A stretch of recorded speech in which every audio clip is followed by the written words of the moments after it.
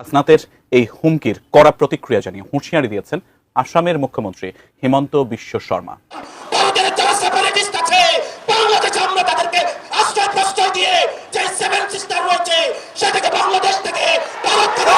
और ये लोगों को भी ये सिखा देना चाहिए कि भारत का ऊपर ऐसा सब व्यवहार करने से हम लोग चुप नहीं रहेंगे।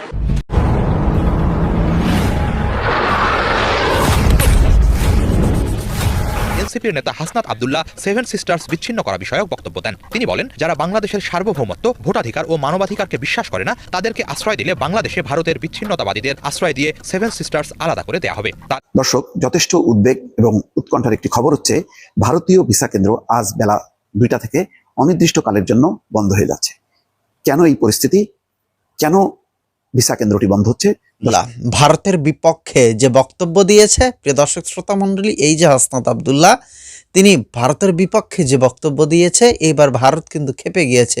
যে হুঁশিয়ারি দিয়েছে তাদের মন্ত্রী সাহেব, এবং ব্রেকিং নিউজ হলো কি সব থেকে জানেন, ভারতীয় ভিসা বন্ধ হয়ে যাচ্ছে। ভারতীয় ভিসা তারা বন্ধ করে দিচ্ছে। তো এই ভিসা বন্ধ করে দিলে কি হতে পারে একবার ভেবে দেখেছেন? যাই হোক, সেগুলোর বিষয় নিয়ে আজকের এই ভিডিওটি। আশা করছি ভিডিওটা না টেনে শুরু থেকে শেষ পর্যন্ত দেখবেন, কি হতে পারে না পারে। এবং এনসিপি নেতারা হাসনাত আব্দুল্লাহ সহ বেশ কয়েকজনের কি পরিণতি হতে যাচ্ছে, চলেন আমরা বিস্তারিত দেখে আসি। আশা করছি পুরো ভিডিও জুড়ে আমাদের সাথে থাকবেন।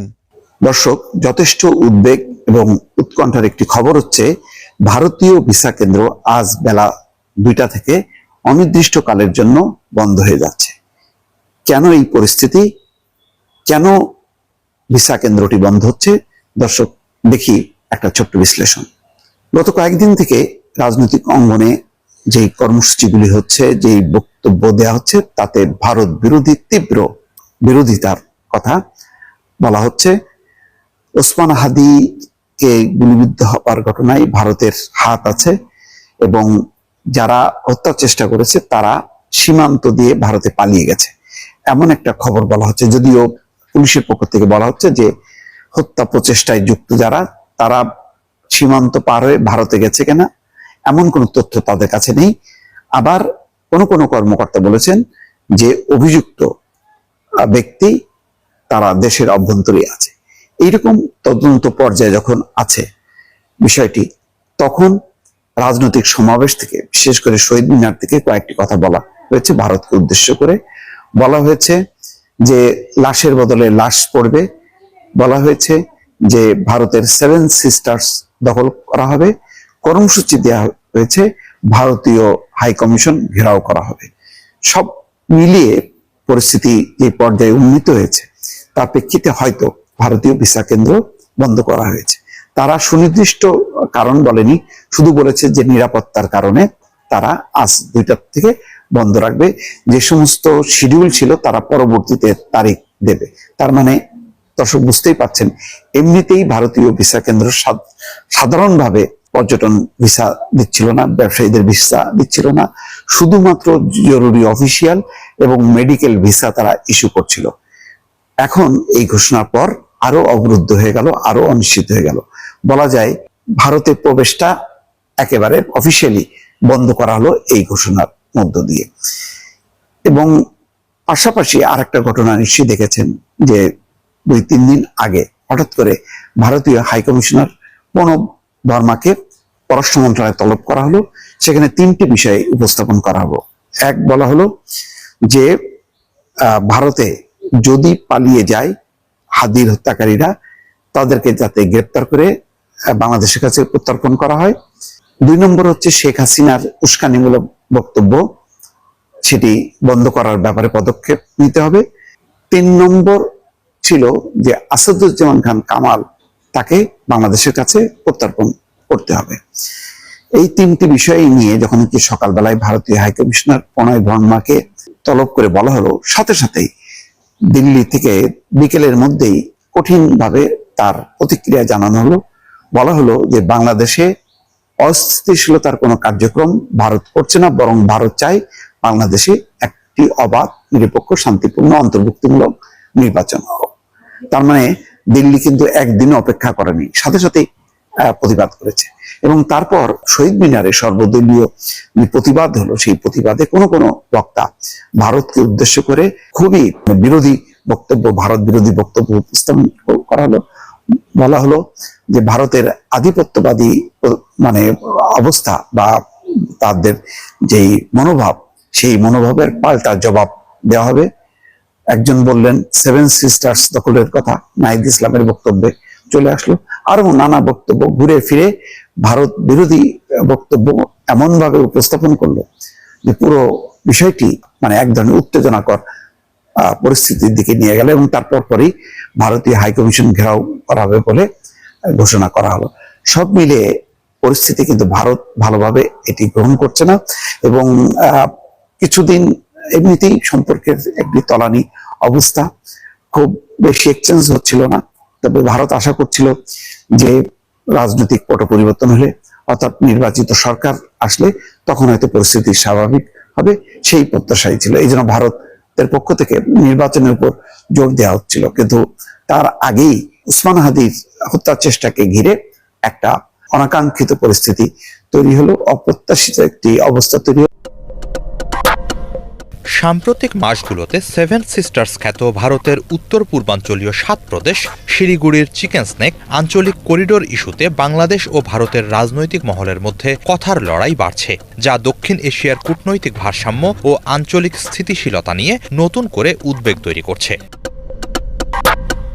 ভারতের মূল ভূখণ্ড থেকে 7 সিস্টার্স বিচ্ছিন্ন করার ব্যাপারে বাংলাদেশের দিক থেকে একের পর এক হুমকি বা ইঙ্গিত অব্যাহত থাকলে ভারত চুপ থাকবে না বলে হুঁশিয়ারি দিয়েছেন আসামের মুখ্যমন্ত্রী হেমন্ত বিশ্ব শর্মা। ভারত থেকে বিচ্ছিন্ন করে 7 সিস্টার্স দখলের ধারাবাহিক আহ্বান বাংলাদেশের নীচ মানসিকতার প্রতিফলন বলে মন্তব্য করেছেন তিনি। হেমন্ত বলেন, গত 1 বছর ধরে বাংলাদেশ থেকে ভারতের নর্থ ইস্টকে তাদের সঙ্গে একীভূত করার আহ্বান জানিয়ে যেসব বক্তব্য আসছে, বাংলাদেশের জন্য তা কল্পনা করাও ভুল।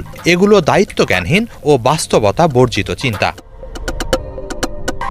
ভারত পারমাণবিক শক্তিধর এক বিশাল দেশ এবং বিশ্বের 4র্থ বৃহত্তম অর্থনীতি উল্লেখ করে বিজেপির এ রাজনৈতিক হুঁশিয়ারি দেন, ভারতের বিরুদ্ধে এমন আচরণ চলতে থাকলে আমরা চুপ থাকব না, বরং শিক্ষা দিয়ে দেওয়া হবে।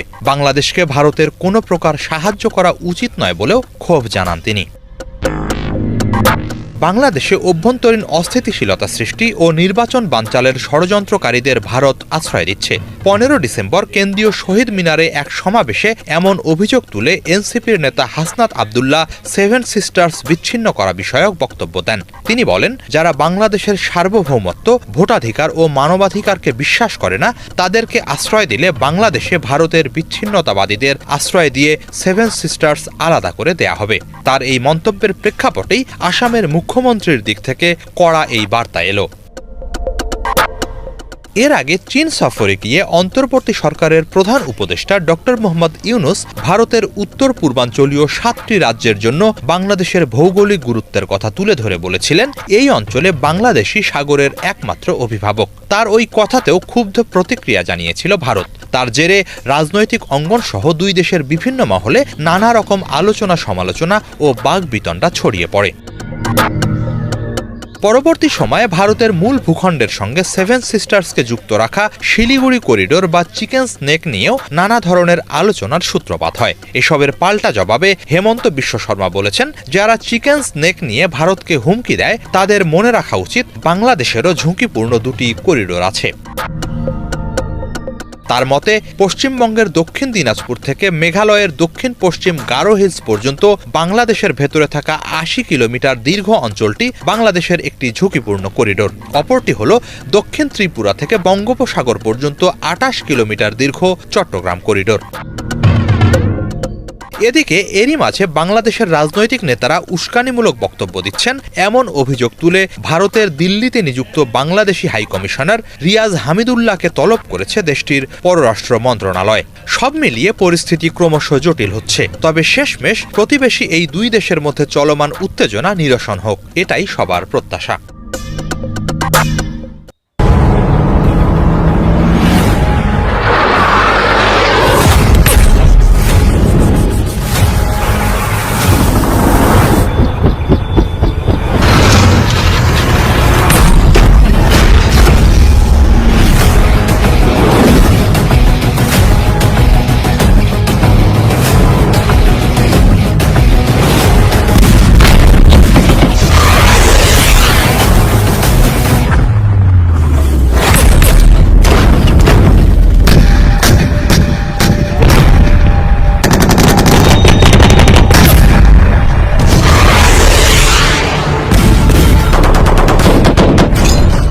এই মুহূর্তের বড় খবর, বাংলাদেশের ঢাকায় যমুনা পার্কের কাছে যে ভারতীয় ভিসা আবেদন কেন্দ্র রয়েছে তাকে হঠাৎই আজ বুধবার দুপুর থেকে বন্ধ করে দেওয়া হলো। যে সমস্ত বাংলাদেশি মানুষজন স্লট বুক করেছিলেন আজকে এই আবেদন জানানোর জন্য ভারতে আসার ব্যাপারে, তাদের জানিয়ে দেওয়া হয়েছে যে আপাতত বন্ধ থাকবে ভারতীয় ভিসা আবেদন কেন্দ্রটি, এবং আপনাদের যদি নতুন স্লট লাগে তার জন্য পরবর্তী সময়ে টাইম জানানো হবে। সেটা কবে নাগাদ কোনো কিছু বলা হয়নি। এখনও পর্যন্ত ভারতের তরফ থেকে কোনো তথ্য সামনে দেওয়া হয়নি যে কেন এই ভিসা আবেদন কেন্দ্র হঠাৎ করে অনির্দিষ্টকালের জন্য বন্ধ করে দেওয়া হলো। তবে তার আগে কিছু ঘটনা ঘটেছে। আমাদের যে রাষ্ট্রদূত রয়েছেন প্রণয় ভার্মা, যিনি এই মুহূর্তেও ঢাকায় আছেন, ওনাকে দুদিন আগে ডেকে পাঠিয়েছিল বাংলাদেশের অন্তর্বর্তীকালীন সরকার। কেন? তাকে জানানো হয়েছিল ভারতে বসে শেখ হাসিনা উত্তেজনাকর বিভিন্ন মন্তব্য করে যাচ্ছেন এবং ভারতের সহায়তা। স্টার্স নিয়ে কিন্তু কথা বলেছিল হাসনাত আব্দুল্লাহ। প্রিয় দর্শক শ্রোতা মণ্ডলী, ইতিমধ্যে আপনারা জানেন যে উসমান হাদির বিষয়টা শুধুমাত্র বাংলাদেশ না, পুরা বিশ্ব জুড়ে তোলপাড় হয়ে গেছে যে উসমান হাদিকে হামলাকারীরা তারা ভারত থেকে পালিয়ে গেছে। এরপরে থেকেই কিন্তু বাংলাদেশে উত্তাল, এবং হাসনাত আব্দুল্লাহ ভারতের 7 সিস্টার্স নিয়ে কথা বলেছেন এবং সেটা ভাঙার কথা বলেছে। তো এইবার ভারতের মুখ্যমন্ত্রী তিনি কিন্তু বলেছে ভারত চুপ থাকবে না, ভারত পাল্টা জবাব দিবে। তো ভারত যদি পাল্টা জবাব দেয় তাহলে কি হবে? আমরা জানি যে ভারত কতটা শক্তিশালী এবং ভারতীয় সীমান্ত বাহিনী তারা কতটা শক্তিশালী। ভারতকে ভয় পাই না ভাই, কিন্তু প্রতিবেশী দেশের সাথে আমরা বন্ধুত্বমূলক থাকতে চাই। কিন্তু এই যে পারস্পরিক এটা যুদ্ধ ইতিমধ্যেই লাগা ভাব যে অবস্থা সামনে হতে যাচ্ছে, এবং বিশেষ করে যখন শেখ হাসিনা বাংলাদেশ থেকে ভারতে চলে গেল, ঠিক তখন থেকে আরও ভারতের উপর আমরা ক্ষেপে গিয়েছি। কিন্তু দিন শেষে একটা কথা আমরা বলি যে ভারতীয় পণ্য বয়কট করতে হবে। ভারতীয় পণ্য বয়কট করে আপনি চলতে পারবেন? একদম মন থেকে আপনারা লিখবেন কমেন্ট বক্সে। যাই হোক, আশা করছি এই ভিডিওটা শেয়ার করে দেবেন, এবং হ্যাঁ, চ্যানেলে নতুন হতে থাকলে চ্যানেলটি সাবস্ক্রাইব করে বেল বাটনটি ক্লিক করে রাখবেন।